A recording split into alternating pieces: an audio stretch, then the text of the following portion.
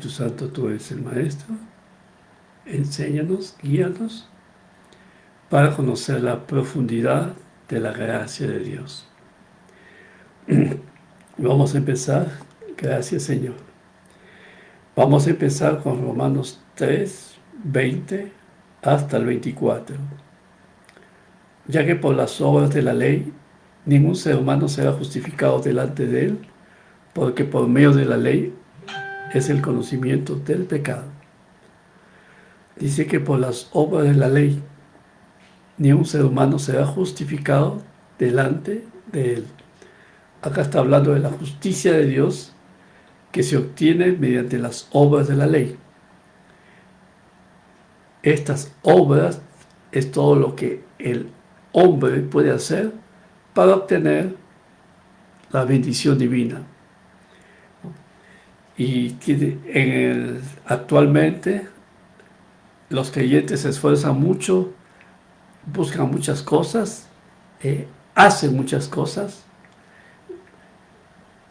hacen por acá, entran por acá, se van a distintas conferencias, convenciones, buscando la llave para obtener las bendiciones de Dios. Pero acá dice que por más esfuerzo que hagas, nunca serás justificado. Y cuando uno es justificado, Dios te acepta y te bendice por tu esfuerzo y por tu empeño.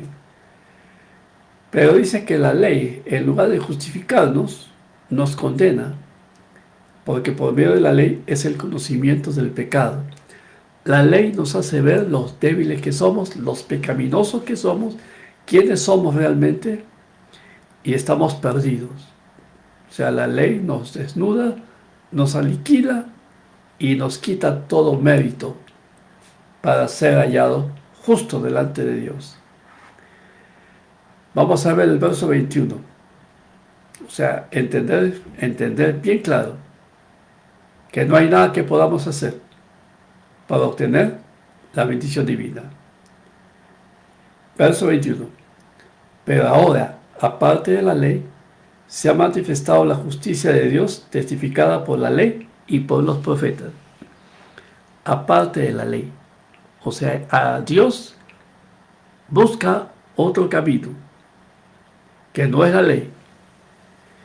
Se ha manifestado la justicia de Dios. Esta justicia de Dios va a ser transferida al hombre, va a ser imputada al hombre. Y esta justicia de Dios es la misma ley, es la misma justicia que ha sido testificada por la ley y por los profetas. No es otra justicia. Cuando un hombre puede cumplir la ley, es declarado la justicia de Dios. Y vemos que justo no hay ni uno. O sea, porque todos pecaron, todos están destituidos de la gloria de Dios. Ese es el verso siguiente que vamos a leer. Entonces Dios busca otro camino. La justicia de Dios por medio de la fe, de creer, de saber que hay un Redentor, un Salvador, de que es por Él que vamos a ser declarados la justicia de Dios. Justos delante de Dios, aceptados delante de Dios, amados delante de Dios, perdonados, aceptados y bendecidos. La palabra bendecir es que Dios nos da todo lo que Él tiene para aquellos que son la justicia de Dios. La justicia de Dios por medio de la fe en Jesucristo, para todos los que creen en Él, porque no hay diferencia. Por cuanto todos pecaron y están destituidos de la gloria de Dios. ¿Por qué dice todos pecaron? Todos estamos perdidos. Pero el verso 24, siendo justificados, o sea, somos declarados la justicia de Dios gratis, gratuitamente, gratis, sin esfuerzo, sin hacer nada, mediante, por su gracia. La palabra gracia, favor y merecido. Hebreo, gesek, favor y merecido. La gracia tiene que ver con recibir. La ley tiene que ver con esforzarme y buscar. La gracia es solamente recibir. Recibir todo lo que Cristo ganó en la cruz, mediante la redención que es en Cristo Jesús. Esta justicia viene por el pago de un precio. La palabra redención en el griego dice libertad de un esclavo mediante la paga de un precio, que es en Cristo Jesús. Cristo Jesús pagó el precio para que yo sea declarado la justicia de Dios. Al que no conoció pecado, Dios lo hizo pecado para que nosotros seamos hechos la justicia de Dios. Jesús lo pagó. Y la gracia es recibirlo y tomar su bendición. Cuando uno es declarado la justicia de Dios, tenemos derecho legal a todas las bendiciones de la ley. Eso está en Deuteronomio 28, vamos a verlo. Deuteronomio 28, verso 1 al 14.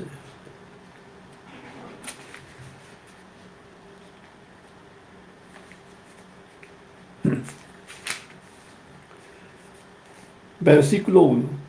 Acontecerá que si oyeres atentamente la voz de Yahweh tu Dios, para guardar y poner por obra todos sus mandamientos que yo te prescribo hoy, también Yahweh tu Dios te exaltará sobre todas las naciones de la tierra. Este es el antiguo pacto. En el antiguo pacto hay que escuchar atentamente, hay que guardar y poner por obra. ¿Por qué? Porque el pueblo de Israel en Éxodo 19 aceptó la ley y dijo: todo lo que Yahweh nos diga, eso vamos a hacerlo. Entonces el Señor dice: bueno, estas bendiciones te van a alcanzar si escuchas, si guardas y pones por obra.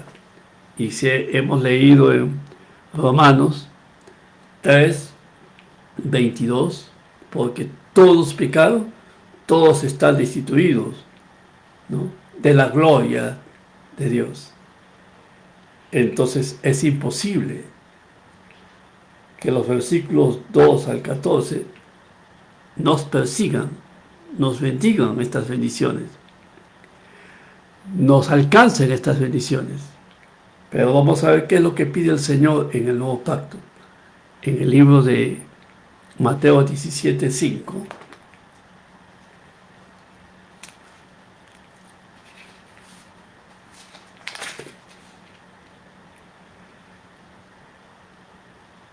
Estamos en el monte Tabor, en el monte de la transfiguración, donde nuestro Señor fue transfigurado y apareció Moisés y Elías.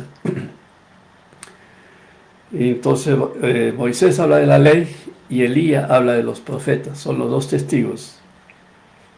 En el verso 5, y mientras él aún hablaba, esto es, Pedro estaba hablando acerca de hacer 13 ramadas, una para Moisés, otra para Elías y otra para nuestro Señor. Se supone que esta era la fiesta de los tabernáculos. Verso 5, mientras él aún hablaba, una nube de luz los cubrió, y aquí una voz desde la nube que decía: este es mi Hijo amado, en quien tengo complacencia, a él oí. A él oí. Efesios 2:6 dice que somos aceptos en el amado. Efesios capítulo 1, perdón. Vamos a leerlo. Efesios 2:6 dice: juntamente con él nos resucitó y nos hizo sentar en los lugares celestiales con Cristo Jesús. Y en Efesios capítulo 1,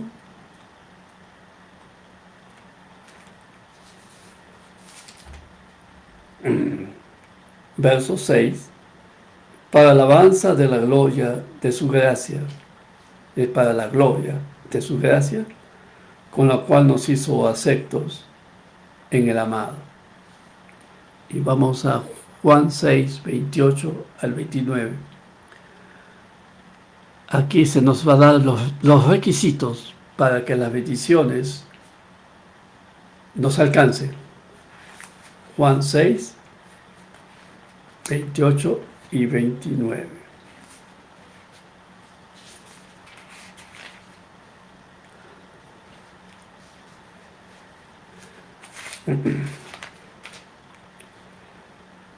Entonces le dijeron: ¿qué debemos hacer para poner en práctica las obras de Dios? Están preguntando los judíos. Están bajo la ley. Verso 29. Respondió Jesús y les dijo: esta es la obra de Dios, que creáis en el que Él ha enviado. Todo aquel que en Él cree no se pierde, mas tiene vida eterna. Y aquí en Romanos 3, 1,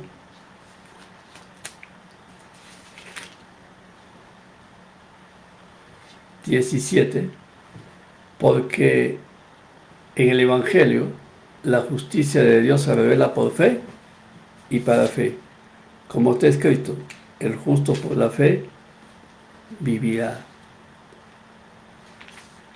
Y es por la fe en nuestro Señor Jesucristo que vamos a obtener la vida y vida abundante que el Señor nos prometió. Él dice en la cena del Señor, en la última cena: esta es la sangre del nuevo pacto, que es derramada para quitar los pecados. Bebed de ella todos. Y por esa sangre somos perdonados, somos limpiados, somos santificados y aptos y listos para ser declarados la justicia de Dios. Y estas bendiciones que están escritas en Deuteronomio 28 nos alcanzan. Dice que bendito serás tú en la ciudad, bendito en el campo, bendito el fruto de tu vientre, el fruto de tu tierra, bendito tu canasta, tu arteza de amasar, serás bendito en tu entrada, bendito en tu salir. El Señor derrotará a tus enemigos que se levanten contra ti. Por un camino saldrán contra ti y por 7 caminos huirán delante de ti. En el versículo 11, y te hará Yahweh sobreabundar en bienes, en el fruto de tu vientre, en el fruto de tu bestia y en el fruto de tu tierra, en el país que Yahweh juró a tus padres que te había de dar. Te abrirá Yahweh su buen tesoro del cielo. El cielo se abre. Y eso fue cuando Cristo murió y resucitó. Los cielos se abrieron a favor nuestro, para enviar la lluvia a tu tierra en su tiempo, y para bendecir toda obra de tus manos. Y prestarás a muchas naciones, y tú no pedirás prestado. Y todas estas bendiciones, según el libro de Gálatas, las bendiciones de Abraham, estas son las bendiciones de Abraham, nos alcanzan, porque Cristo se hizo maldición por nosotros. Versículo 15 en adelante habla de la maldición de la ley, y esto cayó sobre nuestro Señor Jesús. Él pagó para que nosotros quedemos libres de la maldición y obtengamos solamente la bendición. Hasta aquí mi participación. Los dejo a ustedes con nuestro pastor desde Lima, Perú, Efraín Arturo Chávez Esparto. Dios lo bendiga. Aleluya. Bien, hemos estado escuchando atentamente al pastor Antonio Ariza. Él está en estos momentos en Colombia, ministrándonos acerca de la gracia de Dios y cómo la justicia nos es concedida a través de creer que lo que Él ha dicho es cierto, que es verdad. Cuando usted se va a las figuras Y recuerda que fuimos enseñados cuando estudiamos lenguaje o literatura, que una oración se compone de un sujeto, un verbo y un predicado. El sujeto identifica al individuo o persona que va a moverse dentro del contexto de lo que Dios estableció.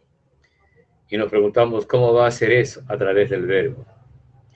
¿Qué es el verbo? Es la personificación, es la corporalización, la forja, la forma del plano de la humanidad en la cual el Señor Jesús se manifiesta a nosotros, porque está establecido que el verbo fue hecho carne, indicando de esta manera él, usted, yo, cualquier persona a la que Dios ha elegido, viene el verbo, indicando que el verbo le va a dar sentido a esta individualidad para la realización de un propósito, lo cual compone el predicado.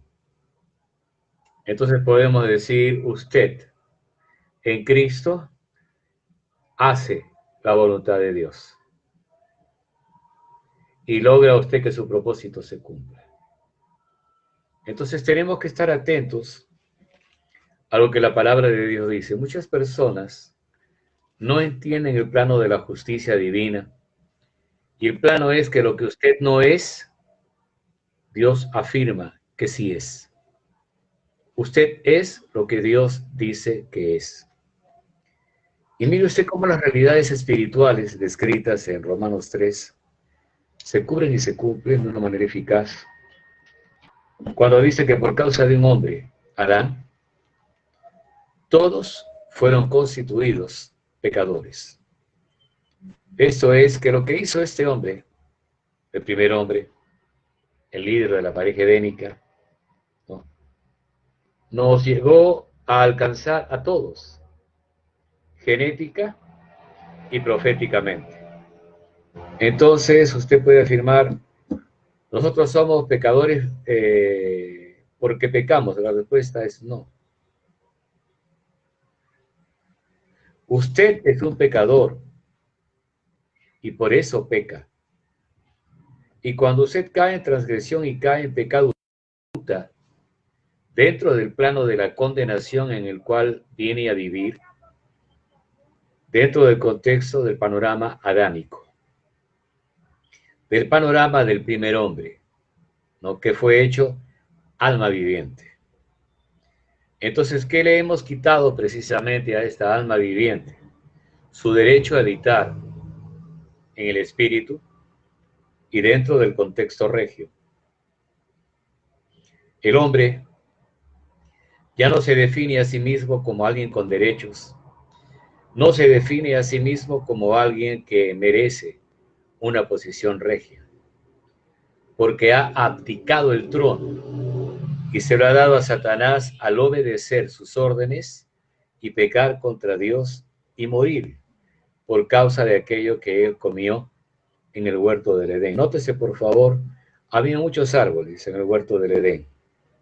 Solamente había uno que estaba prohibido, el árbol de la ciencia del bien y del mal. No prohibido para que tú no te superes, sino prohibido para que tú no te mates, para que tú no pierdas la perspectiva y no te desorientes y andes al garete. Es por eso que el Señor tiene que exteriorizar y colocar vestiduras de redención en el hombre y en la mujer. Ellos vieron cómo Dios sacrificó a dos animalitos, a los cuales les quitó la piel y las puso sobre ellos para cubrir su desnudez. Ahora la desnudez es propiamente la vergüenza, el bochorno, la culpa, la condenación. Y ese es el trabajo del enemigo: colocarnos y ubicarnos por la culpa dentro de la condenación. Y Romanos 8:1 dice claramente: ahora pues ninguna condenación hay para los que están en Cristo Jesús. Es cuestión de identificación y cuestión de mantenernos quietos dentro de un universo particular en el cual Dios rige las cosas y habla de las cosas que no son como si fuesen. Entonces Dios declara que nosotros somos justos. Y la pregunta, ¿en calidad de qué hace Dios eso? En calidad de juez supremo. Él simplemente da el veredicto. Satanás acusó. Jesús defendió. Pagó el precio. Pagó lo que era necesario para manumitirnos o para devolvernos a nuestra condición primera, que era justamente la de hijos de Dios sin culpa, sin pecado, sin condenación. Y así como fuimos constituidos pecadores por causa de la desobediencia de un hombre, también dice la Escritura que somos constituidos justos por la obediencia de un hombre, el cual es Jesucristo. Obsérvese que el plano de la Constitución implica el hecho de una herencia. O sea, cuando decimos constituimos a esta persona como autoridad, ¿qué significa? Que todos aquellos que están sometidos dentro de una esfera determinada entienden que esa persona ha sido puesta en autoridad y que todos están sujetos a él. Su influencia, su carácter, su forma de ser, todo lo que él es, nos identifica a nosotros. Entonces, yo no desobedecí ni pequé como Adán, pero nací bajo los efectos del pecado por causa de esa constitución. La siguiente constitución dice claramente que yo he sido hecho hijo de Dios, ¿no? Con autoridad, con poder y con una heredad. Mientras que los judíos trabajaban sobre el plano de una herencia futura en base a promesas, el creyente trabaja como heredero. O sea, lo que el judío va a conseguir, si es que lo logra, si es que lo alcanza, si es que puede llegar a obtenerlo, ¿no? Habrá de ser suyo. Pero el problema es que cada vez que lo intenta, la ley viene y lo mata. Una vez, y dos, y 10, y 100, y 1000, y 1.000.000.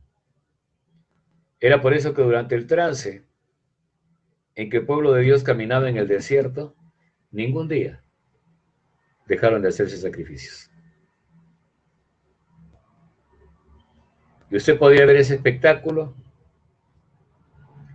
allí en el tabernáculo, en la parte externa del tabernáculo, en el atrio donde estaban los levitas, sacrificando a los animales que eran traídos para pagar con su sangre y obtener expiación para nosotros en forma sustitutiva, para que podamos vivir en la presencia de Dios, desde la perspectiva legal.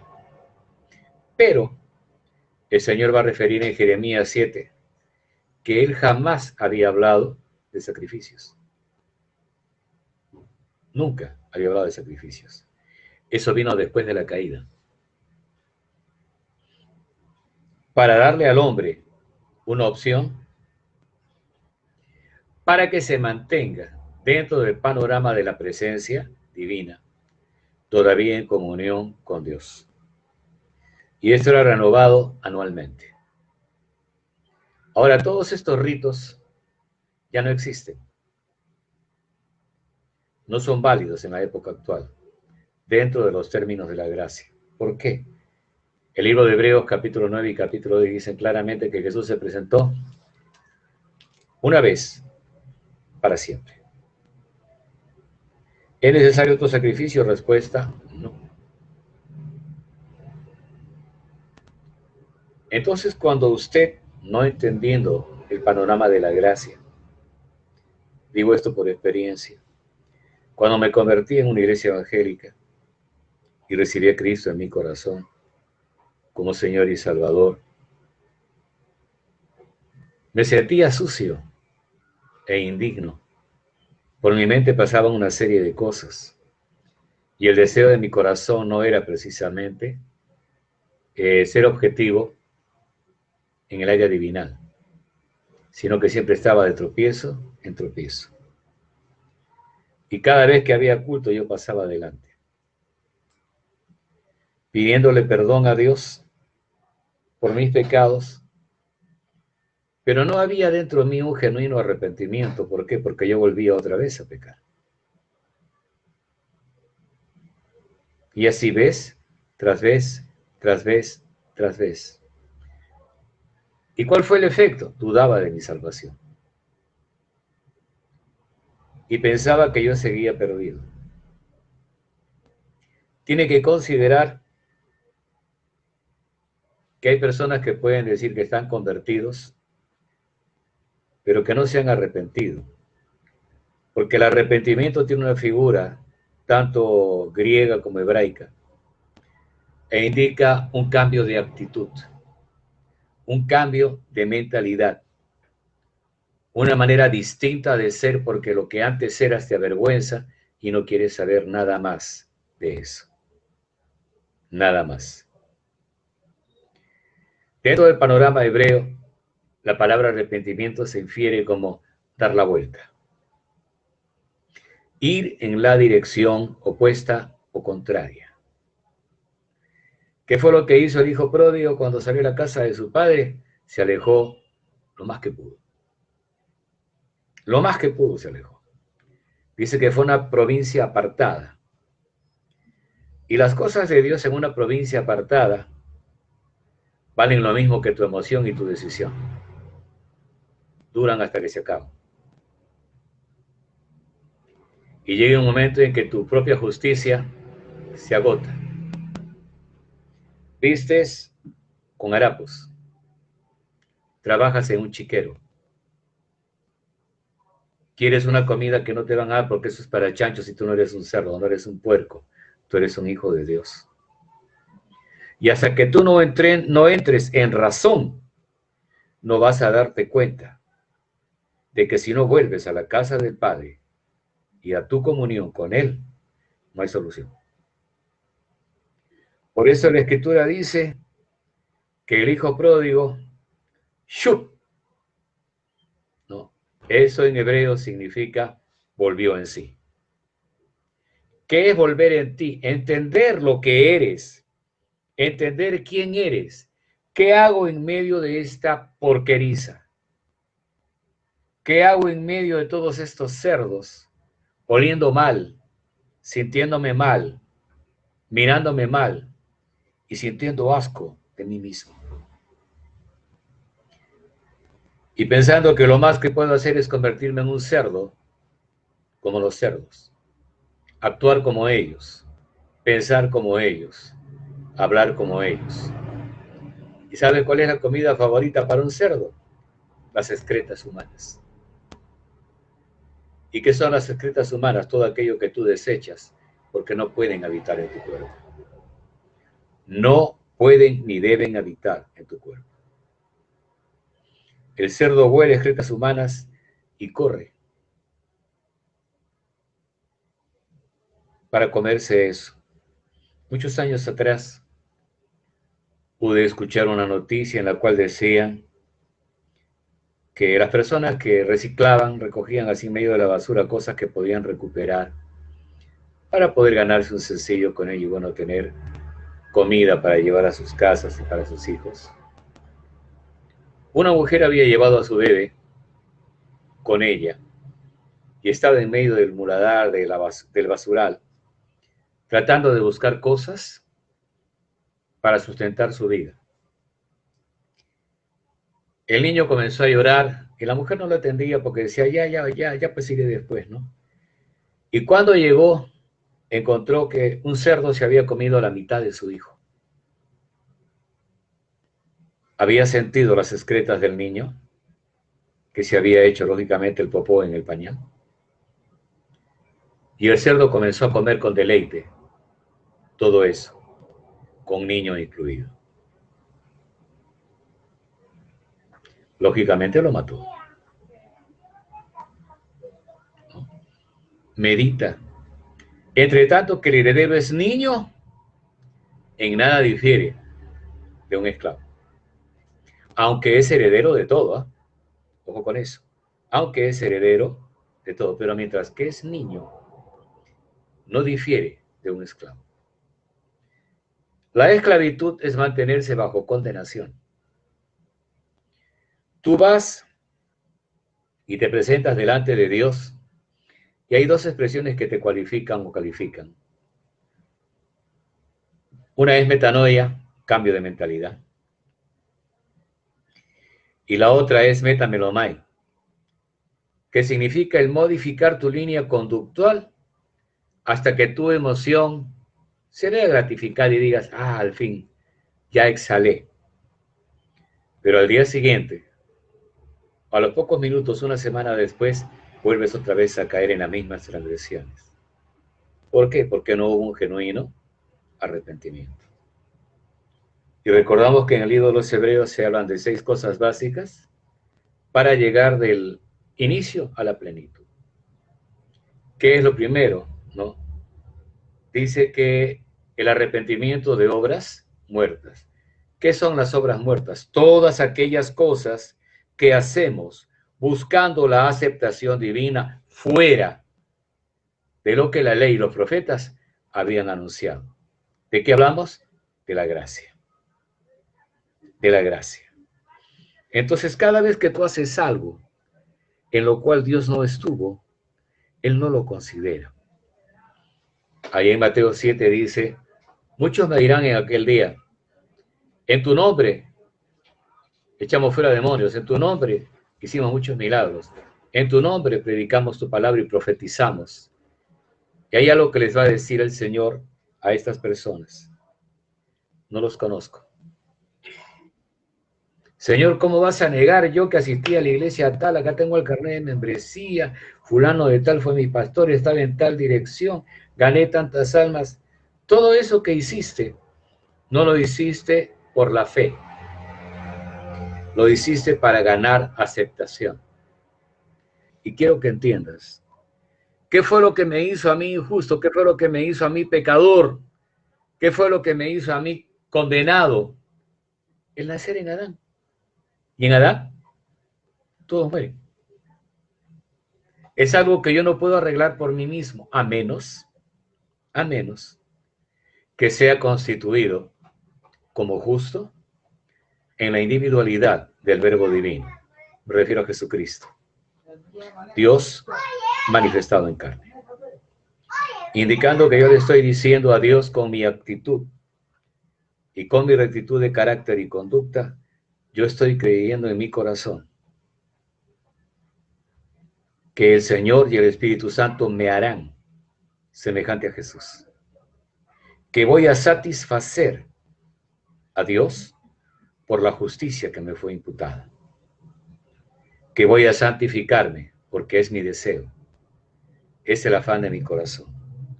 Cualquier carga, cualquier acusación, cualquier condenación no provienen de Dios. No provienen de Dios. Por eso dice la Escritura que el Señor Jesús, viniendo precisamente a nosotros, porque el Hijo de Dios vino al mundo, no para condenar al mundo, no para condenar a la humanidad, sino para que los seres humanos sean salvos por Él. Yo tengo que entender eso. Ese Jesús es mi Señor, ese Jesús es mi Salvador, ese Jesús habita en mi corazón, ese Jesús ha hecho un templo en mi ser. Ese Jesús es quien me conduce a la morada celestial y me dice, mis ovejas oyen mi voz y yo las conozco y me siguen. Y yo les doy vida eterna y no perecerán jamás. Mi Padre que me las dio, usted no llega a Jesús por accidente. Es el Padre que lo recoge a usted y lo lleva a la presencia del Hijo, para que el Hijo lo acerque al Padre, diciendo, el que a mí viene, yo no le echo fuera. Entonces, hay realidades en las cuales tenemos que entender. No se trata de mi esfuerzo particular, de que haya mejorado en relación o cómo fui ayer o cómo fui anteayer, sino de que el Señor ya operó y me dijo, yo te he dado una herencia. El cheque está endosado y está a tu nombre. O si lo prefieres, fue hecho al portador. ¿Quién es el portador? Yo. Yo voy al banco y voy y pido que me lo hagan efectivo. Entonces, cuando yo oro por una sanidad, la razón por la cual el Señor sana a esa persona es porque yo tenía el cheque de la sanidad en el soso, en la sotería, en el soterio. Y que la palabra salvación incluye sanidad, salud, preservación, liberación, ¿no? Y muchas cosas más. Entonces no es que haya un ministerio de esto, un ministerio de aquello, no separes las cosas, porque las cosas están inherentemente ligadas a ti. Por la salvación soy preservado, por la salvación soy sanado, por la salvación soy liberado. Todas esas cosas acontecen porque yo poseo la realidad intrínseca de la justicia divina. En el Salmo 97, el verso 2, dice que justicia y el juicio son los dos fundamentos en los cuales se sostiene el trono de Dios. ¿Qué me quiere decir el Señor? Yo quiero que pongas en tu mente, en tu corazón, en tu cabeza, el reino. ¿Qué es la justicia? Es aquello que yo ya te di. ¿Qué es el juicio? Aquello que ya ejecuté en Cristo Jesús para que tú puedas heredar todo lo que dije que sería tuyo. Úsalo cuantas veces quieras, todas las veces que quieras, todo el tiempo que quieras, hasta que yo te diga que es el momento de venir conmigo. La justicia es todo lo que Dios operó a mi favor. Yo le creo. Acepto a Jesús como mi justicia. Y al que no conoció pecado, por nosotros fue hecho pecado, para que nosotros fuésemos hechos justicia de Dios en él. Del un lado, tengo a Jesús como mi Salvador. El otro lado, cuando habla de juicio, tengo a Jesús como mi Señor. El diablo viene a reclamar, a acusar y a condenar. Yo dejo que mi Señor lo reciba y lo patee y lo bote como un perro sarnoso y le diga: tú aquí no tienes ningún derecho. Este creyente es mío, forma parte de mi heredad. Mi Padre que me los dio es mayor que todos y nadie los puede arrebatar de la mano de mi Padre. Y hoy el Padre, uno somos. Tengo la justicia que me fue adjudicada y tengo el juicio que le dice al enemigo. Le dice a Dios: Padre, ¿estás satisfecho? Y Dios me contesta que sí. Habla conmigo y me dice: ¿cómo te sientes? Muy bien, Señor. Desde que supe quién era me siento muy bien y vivo gozoso a tu lado y bajo tu cuidado. El diablo viene y reclama. ¿Qué vas a reclamar? Estúpido. Esta persona es mía. Yo pagué el precio de su manutención. Yo lo recobré para mi Padre. Y Él está consciente de quién es, a quién tiene que venir cada vez que sea necesario, y tú quedas fuera. ¿Qué hizo el Satanás llorón allá en el libro de Job? Quejarse delante del Padre. Dice: no le ha acercado a Él y a todo lo que tiene. Le ha dado bendición al trabajo de sus manos, a su ganado, a sus reses, a su familia, y yo no puedo tocarlo. Así es. Así es. Es su herencia. ¿Y qué le dice Dios a Satanás? ¿No has notado tú a mi siervo Job que no hay otro como él? Varón perfecto y recto, temeroso de Dios, y que no hay otro como él sobre la tierra.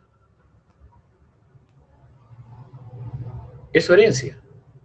¿De qué disfruta Job? Del domo. Nada lo toca. Nada lo molesta. Todas sus ovejas y sus vacas paren sus crías sanas. sin necesidad de que hagas pacto con la Pachamama y la porquería esa, ¿no? Que nada tienen que ver con las cosas de Dios.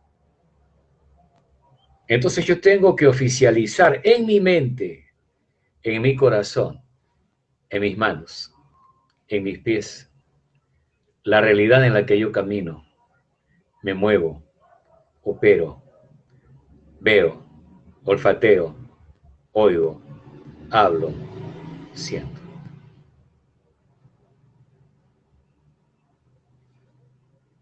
La Escritura dice, estas señales seguirán a los que creen en mi nombre.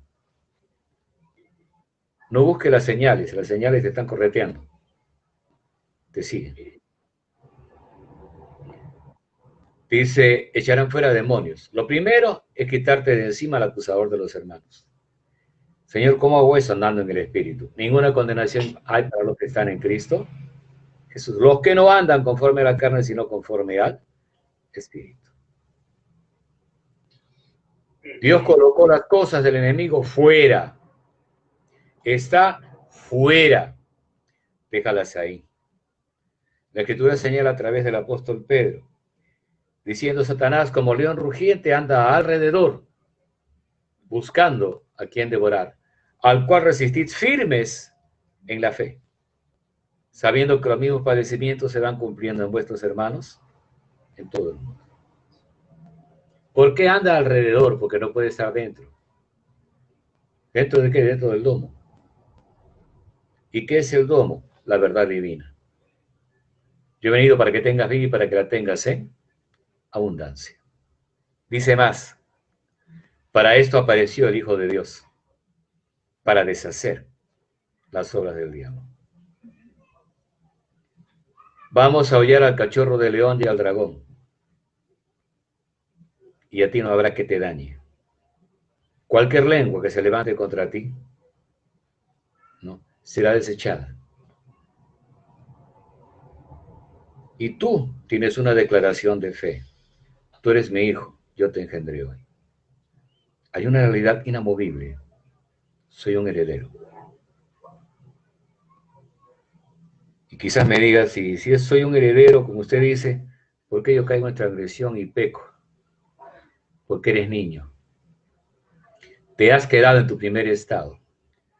Hay creyentes que van a la iglesia, buscan su sitio, buscan la zona VIP, primeras bancas, fariseos, saduceos, herodianos. No. Y ahí se sientan y esperan que el Señor se los lleve.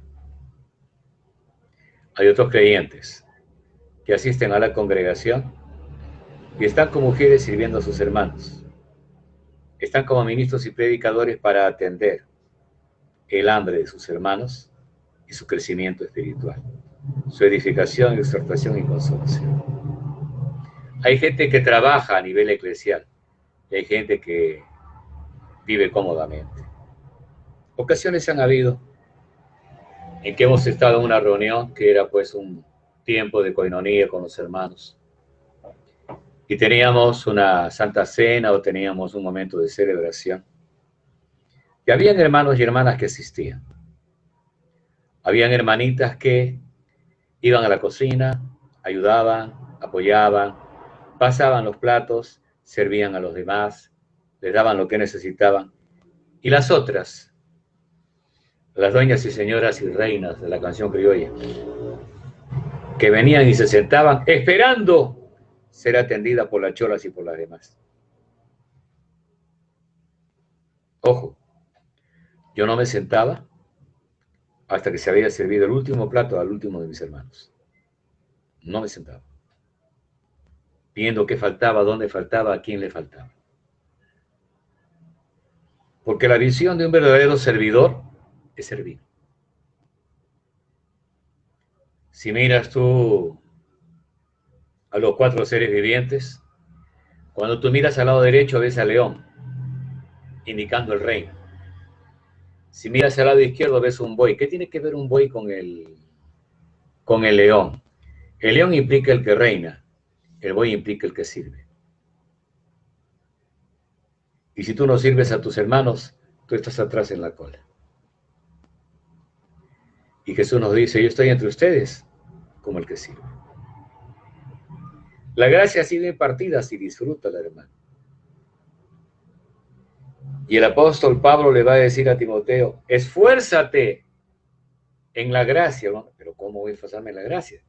Si la gracia ya dispuso todo para mí. Es que precisamente cuando hablamos de esforzarse en la gracia es toma aquello que necesites cada vez que lo precises para impartir la vida a muchos. Las cosas que me has oído predicarle a hombres, indícaselas, predícaselas a otros que sean idóneos para enseñar también a otros. Pablo, sus discípulos, los que escuchan y los que van a ser enseñados. 4 generaciones. Y recuerda que la maldad persigue, según el libro de Éxodo 20, al padre, al hijo, al nieto y al bisnieto. Hasta la 3ª y 4ª generación de los que me aborrecen. ¿Cómo se sabe que aborreces a Dios? Nunca le sirves. Nunca le sirves. No ganas almas, no lees la palabra, no oras, no buscas su rostro, no te interesa superarte en lo más mínimo en las cosas divinas. Eres una persona que gusta de andar en palanquín. ¿Sabe lo que es un palanquín? Es una carroza sin ruedas, que es cargada por hombres que llevan al rey y a la reina. Y muchos creyentes creen que ellos son de ese género. Recordaba una historieta, un ejemplo. Cuando se llegaba a una cierta zona del lejano oeste y una persona quería viajar en diligencia de un pueblo a otro. Entonces se introdujo dentro del lugar donde vendían los pasajes y veían que había pasajes de primera, de segunda y tercera. Pasajeros de primera, y él se fue curioso a mirar la diligencia, asientos acá, asientos allá. ¿Dónde estaba la zona VIP? ¿Dónde estaba la clase turista? Pagó el menor precio. Subió a la diligencia y la diligencia se enrumbó. Al llegar a una zona que tenía un gradiente, o sea, una subida, el cochero decía, pasajeros de primera, quédense sentados. Pasajeros de segunda, bájense y caminen. Pasajeros de tercera, bájense y empujen. Esa era la diferencia. Tenemos muchos pasajeros de primera, casi todos son de primera. Y cuando llega precisamente la gradiente, esto es el ascenso, no quieren subir. Le da soroche, se marean. No quieren servir. Ellos son patrones, son jefes. Son gente que está por encima de los demás. Son de primera clase, son de la zona VIP. ¿No? Analiza si quizás tu presencia en la iglesia es simplemente de figuración, postura, y no eres algo de lo cual podamos jactar que vives. Hay brazos, hay piernas, una cabeza, un plexo, un tronco, y notamos que cada parte de nuestro ser se mueve. Si te come la espalda, te rascas. ¿No? Si tienes que bañarte, utilizas tus brazos, jabonas, te colocas lo necesario para lavarte bien, quitar toda la suciedad o manchas que haya, ¿no? Y uno se pone a pensar en eso. Y nos preguntamos, los creyentes que están en las bancas, sentados como reyes, que están esperando que todos se lo den, que le traigan la comida, que lo sirvan, que le den de todo. Quieren consejería, quieren liberación, quieren que los visiten. ¿Diezma? No. Ofrendan menos. Ellos son como los marqueros de San Juan. Piden pan, no le dan. Piden queso, menos eso. Piden ají, eso sí. Empecemos a pensar, ¿Cuál es nuestra actitud? Si soy un heredero, yo no tengo problema para servir. ¿Por qué? Yo sé quién soy. Yo no te pido que des tu opinión con respecto a mí, yo sé quién soy. Y porque sé quién soy y tengo autoridad, tengo poder y todo aquello, no salgo con mi placa de sheriff, con mi chaleco, con mis 2 pistolas en las cananas, con mi Stetson, ese sombrero típico de los tejanos, sino que puedo barrer la congregación, puedo limpiar las bancas, puedo hacer de ujier, puedo hacer de guía espiritual, puedo ministrar vida de Dios, puedo liberar. Y nos decimos, ¿es usted un multiusos? Sí, es porque sé lo que tengo, sé lo que soy, sé lo que tengo y sé lo que puedo hacer. Entonces, si usted me ve de frac o vestido regiamente, ¿cómo se le ocurre que me voy a arrodillar yo para orar? No sea ridículo, pues me mancho el pantalón que recién está planchadito. Lo voy a ensuciar. Ah. Imagínense que estoy orando por una neumonía de me vomite el eterno. Corte italiano. No, recuerdo que al estar en una congregación en Chincha, vino una hermana, la esposa del pastor, y me dijo, hermano, que me dice, pastor, que me siento así, me siento así. Vamos a orar por ti, le digo, hija. Así que puse la mano y vomitó en los zapatos del que era superintendente de la zona sur medio de Callao y también de la zona norte de Perú. Eso al demonio le importó poco. Y le vomitó los zapatos. Otros fueron liberados, recibieron el bautismo del Espíritu Santo y todas las cosas que Dios hace. Porque eso lo hace Dios por si acaso no hay. Yo soy su sirviente. Y Él me dice, haz esto, muévete aquí, haz esto de acá. Amén, Señor. No, usted tiene que aprender. Porque la gracia es la totalidad de la herencia puesta a tu disposición para que la utilices glorificando el nombre de Dios y la disfrutes. Hay para ti y también para los demás. Y sobra para los que faltan. Es esa la gracia a la cual estamos predicando y estamos hablando contigo. Sin condenación, sin pecado, sin molestias en el corazón, en la mente. Y cuando el enemigo viene y grita, tú le dices simplemente, cállate. Sal de aquí y vete. Pero no tiene que decir en el nombre de Jesús. Acá no usamos conjuros. Y el diablo sabe que yo le hablo de parte del Señor. Por eso obedece. Porque si yo le dijera salvo que me da la gana, él no va a obedecer. Pero si yo en la autoridad divina le digo sal, el enemigo sale. No se queda, se va. Cuando estuve en una congregación, a la cuestión de 2, 3 años, se presentó una hermanita que ya está por los 30 añitos o algo más y todavía sigue soltera. La chica cayó al piso, comenzó a berrear, a gritar. Estaba el pastor, que es íntimo amigo mío, con el cual salió a predicar al extranjero. La hermanita que siempre me llama, me envía un vehículo para que me busque y me lleve a la iglesia para poder predicar allá. Ella se congeló de miedo. El pastor dio 2 pasos hacia atrás. Las otras personas se pusieron a un costado. ¿Eran creyentes? Creyentes son. Pero ignoran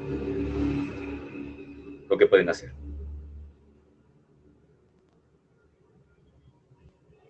Por eso definimos, Yo soy todo lo que la Biblia dice que soy. Tengo lo que dice que tengo, puedo hacer lo que dice que puedo hacer.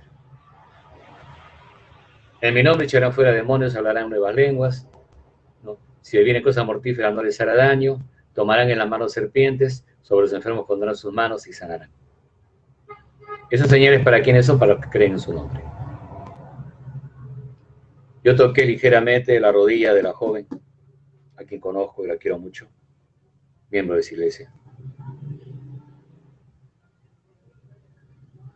Y me limité a decirle en una forma, con voz queda, sale, dije. Y el espíritu se fue. El pastor me miró y en sus ojos habían preguntas como, ¿no tienes miedo? ¿Por qué voy a tenerle miedo? Yo tengo autoridad sobre él. Yo soy un hijo de Dios, él es un demonio. La hermana me decía, por favor, ora por mí. Me dice, ora por mí. Estaba asustadísima. Coloqué mi mano sobre su mano izquierda y comencé a generar la tibia calidez que proviene de Dios para traer paz. Y en un momento en que el cuerpo casi congelado de ella comenzó a elevar su temperatura. Y me dijo, ya estoy bien, ya estoy bien. Amén. He visto cosas increíbles. Gente por la cual oro a un lado y se congela. Y la otra persona que está al otro lado suda pero lo bestia y sale como humo de su cuerpo. ¿Quién hace eso? Dios. ¿Qué soy yo? Un instrumento. Un instrumento. Una cuchara sirve para que yo coma mi comida, pero no para morderla. Simplemente me alcanza la comida que está en el plato. Lo demás ya es cuenta mía. La gracia es todo lo que Dios ha dado. Tú debes entender que eres un heredero.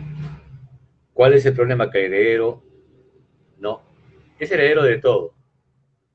Pero cuando es niño, cuando no ha madurado, necesita de tutores y curadores.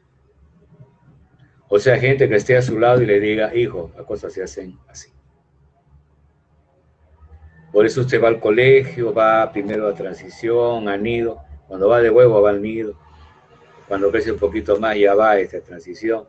Luego pasa a los primeros grados y luego continúa usted en la secundaria y después en la universidad o en un instituto si llega a eso, hasta que se profesionaliza.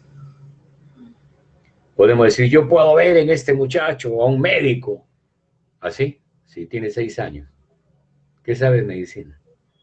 Ni siquiera conoce la mejoral. Pero usted puede ver en el futuro.